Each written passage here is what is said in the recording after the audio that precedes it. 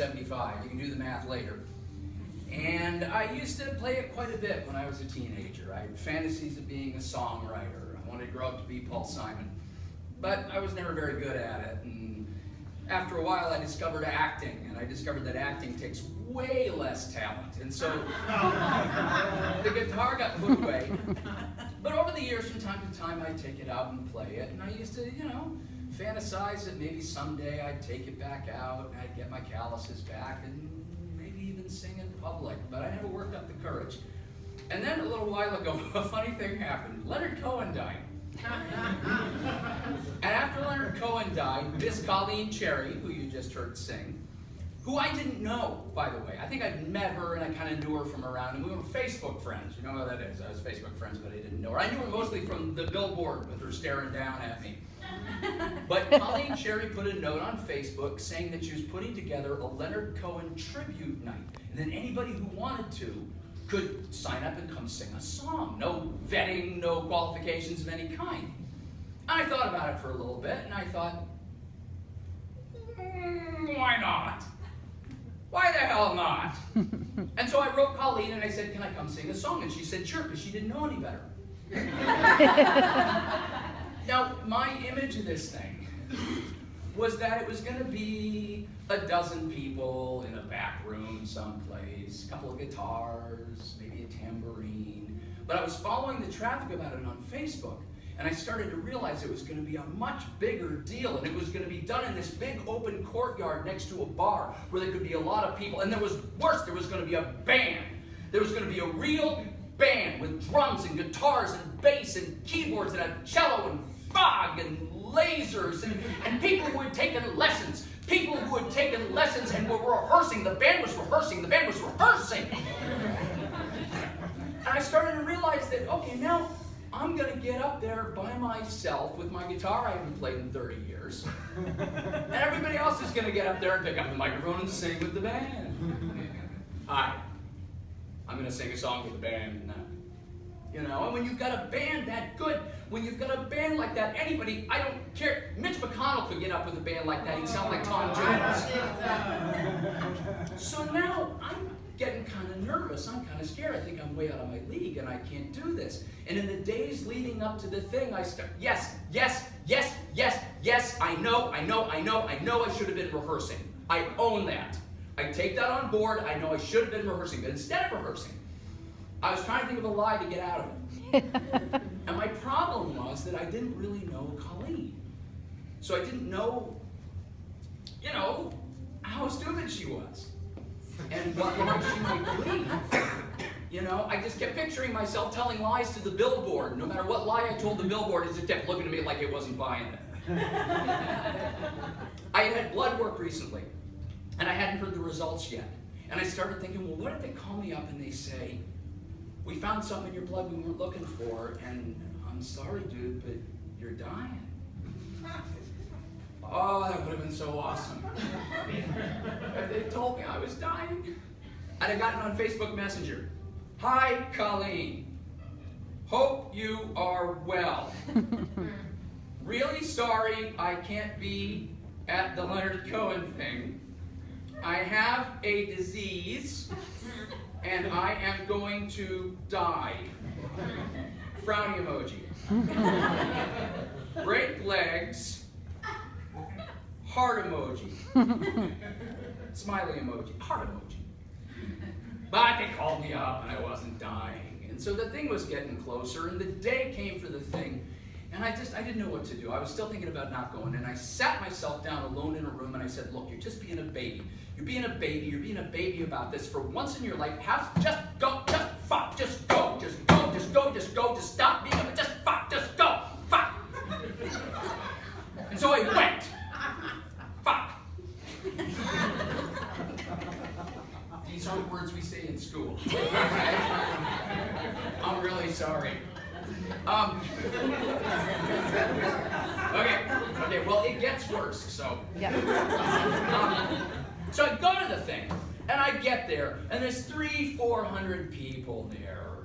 St. Petersburg people, sipping Zinfandel, wearing shorts and expensive sunglasses, stupid little dogs under their arms. This was, by the way, the largest exclusively white crowd you will ever see south of Denmark. And I think a number of them, quite a few of them actually, based their affinity for Leonard Cohen on the fact that they were born in '34 just like he was. So the band starts playing, and the band is amazing. The band is great. And then Colleen starts singing, and Colleen is amazing. Colleen is great. And then Colleen starts singing with Zachary Hines, and Colleen and Zachary are great, and it's so great. And I'm just feeling smaller and smaller and smaller. I'm feeling the way I always thought Tom Petty must have felt with the Traveling Wilburys. Remember the Traveling Wilburys? I always imagine Tom Petty looking around at Bob Dylan and George Harrison and Roy Orbison and thinking, what am I doing here? I'm only fucking Tom Petty. And I was scared out of my shoes, and I could feel my throat starting to tight up. And I remembered what professional singers I knew had told me that they always did if their throats were getting tight and they were really nervous and they were near a bar. And I was at a bar. It was destiny. So I went into the bar and I had a beer to calm my nerves. And then I wasn't calm, so I had a second beer. One is really my limit. So as I was finishing my second beer, I felt somebody come up behind me, and I turned around. It was my friend Arlene from my day job. And she said, I came here to hear the music, and I didn't know you were singing. I'm so excited I get to hear you. And she bought me a beer. And then she said, I'm here with my Tampa lesbians. My Tampa lesbians are right up there in the balcony. You want to come meet my Tampa lesbians? And I thought, I live in Tampa and I work in the theater, so I pretty much know all the lesbians. But maybe these are new lesbians. So I went up to meet the Tampa lesbians. And on the way up to meet the Tampa lesbians, I started to get kind of nervous because I started thinking, they came here as a group, It's kind of a girls' night out kind of thing. And they might not appreciate the intrusion of some random guy that only one of them knows. And besides, they're going to know I'm drunk because they're lesbians. Why? They have special powers. They do. That's just science is all that is. So Arlene introduces me around to the Tampa lesbians. And I say, hi, it's nice to meet you. And this encounter begins kind of like this.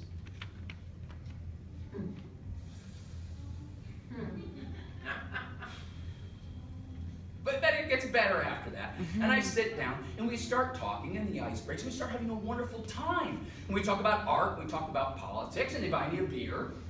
And we're having a great time. And after a little while, I hear a noise down from the courtyard, and I look down, and I realize, the Leonard Cohen thing. Completely forgot about it. So I get up, and I say, excuse me, and it was really nice to meet you, and I start to go, and now they don't want me to go. So in the space of 20 minutes, I've gone from being afraid the lesbians are going to be mad at me for showing up to being afraid the lesbians are going to be mad at me for leaving. But there's nothing I can do. I go downstairs. I know I need to tune my guitar. Some guy's yelling in the microphone. I can't hear a thing. I don't even try. Colleen introduces me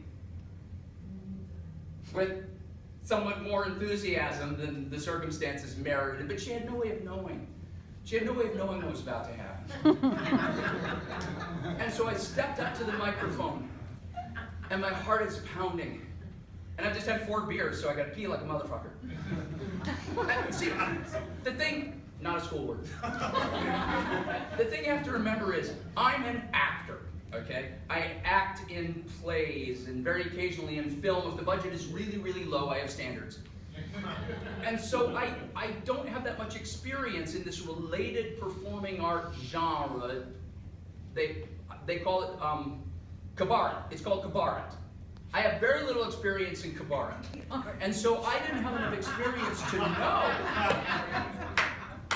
that when you're there to sing a song, you don't want to give the audience a history lesson on the song before you sing. Because people come to a thing and they see a guy with a guitar like he's going to sing, and then he talks for 10 minutes and nobody listens. I didn't know that. I know that now. But I didn't know that then. But I had prepared a little dissertation on the history of the song, and I started to give it, and I knew right away it was going over terrible, but I have OCD and I have to finish what I start. So I did the whole thing. Finally, I start to play and sing. And about halfway through the first verse, I discovered the other thing that I didn't know about cabaret. You see, as an actor doing a play, I'm more or less accustomed to the audience kind of at least pretending they're paying attention. It turns out it's not that way in cabaret.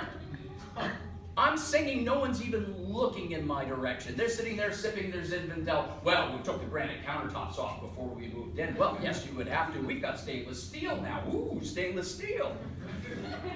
And I'm playing and I'm singing and I'm thinking, after all that, after working up my nerve and learning the song and hoping I was going to die and 4 beers and the Tampa Lesbians, after all that, and nobody is listening. And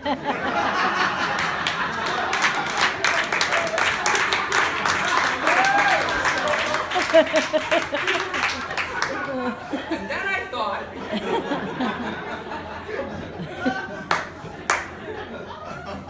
nobody is listening. This is perfect. I cannot possibly fail. It's like doing a really good magic trick in the dark. Ta-da! Nobody knows how you did. So I'm fine then. I finish my song. I'm off the stage faster than if they brought out the hook. And I'm backstage trying to calm myself down. And I think, you know, I wasn't bad. I mean, it wasn't good. Let's not get carried away. I wasn't by any of the yardsticks by we mentioned. The light from good would have taken 6 billion years to reach me. But I wasn't bad. I was okay. And I'll admit to having felt a little proud of myself, you know. 55 years old, trying new things, doing things that scare me. I wasn't skydiving, but you know, I felt pretty good about it. But I said to a friend of mine who was there, I got this out of my system. I'm not going to do this again for a long time. That was a week and a half ago. So the song I'd like to, no, that's too strong a word. The song I'm going to sing for you now is by Harry Nilsson. I don't know how many of you are old enough to remember Harry Nilsson. He was mainly big in the 70s, but he was always a favorite of mine. Even those of you who don't know the name have heard his songs. If you've ever heard Lime in the Coconut or One is the Loneliest Number, he wrote that. He wrote quite a few very good songs. And in addition to all the good songs he wrote, he also wrote this song.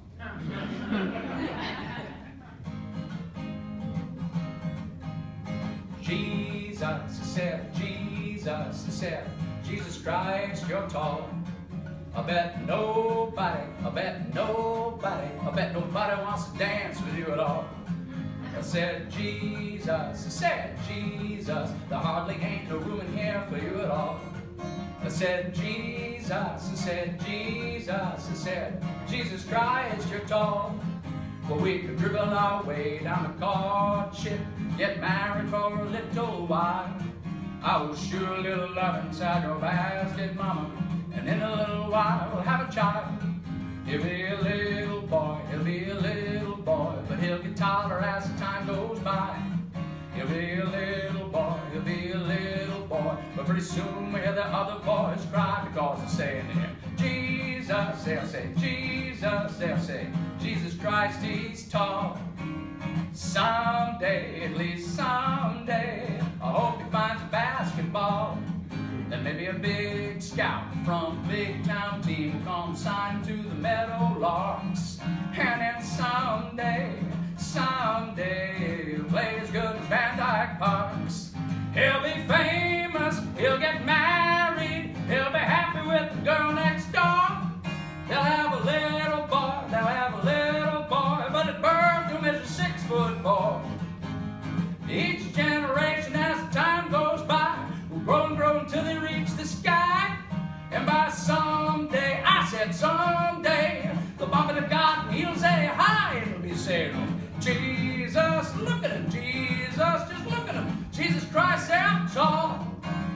Oh no, tell me Jesus, hey, you guys want to play some basketball? Da da da da da da da da da da.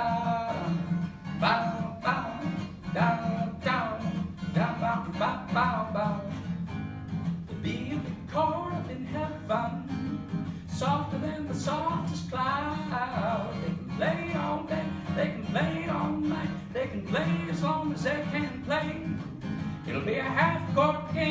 at a bar show. Be a full cork any